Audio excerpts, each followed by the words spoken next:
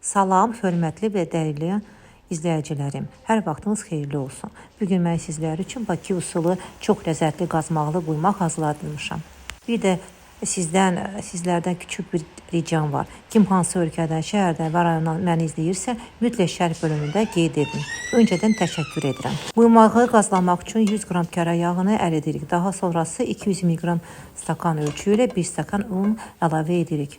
Unu əlavə etdikdən sonra qazın xodunu alırıq və unumuzu qovururuq. O da qeyd edim ki, mən burada 2 nəfərlik quymaq hazırlamışam. Çox hazırlamaq istəsəz, arzaqları 2 ya 3 dəfəyə artıra bilərsiniz. Unumuz qızıl rəng aldıqda üzərinə yarım çay qaşığı duz və yarım çay qaşığı sarı kök əlavə edirik və bunları qarışdırırıq.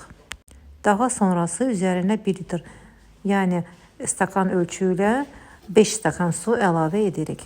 Mən adi ilıq sudan istifadə eləmişəm. Suyu az-az əlavə edirik və yumurta çırpma vasitəsilə onu yaxşı qarışdırırıq ki, un yaxşı açılsın, düyün şəklinə qalmasın. 1 litr suyu gördüyünüz kimi hissə-hissə, yəni az-az əlavə edərək qarışdırmağa davam edirik. Suyu bir dəfəlik tökmürük. Az-az əlavə etdikcə görürük ki, un suyu öz canını çəkir. Ona görə 1 litr su sizə çox görünməsin. Suyu əlavə edərək yaxşı qarışdırırıq. Un tamamilə açılır. Gördüyünüz kimi görürsünüz necə açılır.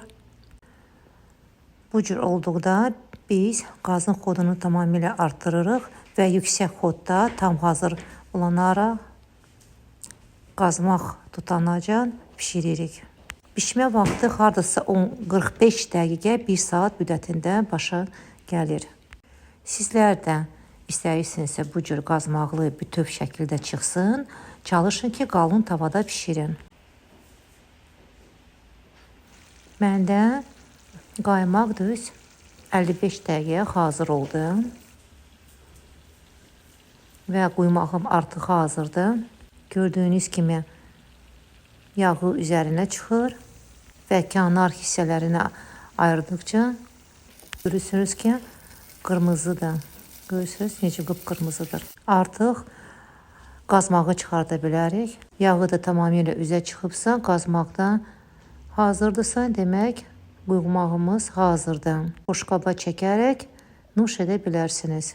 Xına kimi qıpqırmızıdır qazmağı.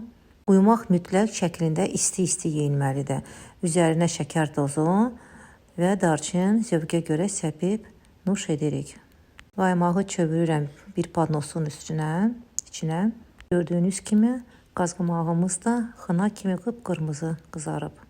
Bu soyuq havanın əsl yeməyidir. Siz də hazırlayın. Nuş olsun.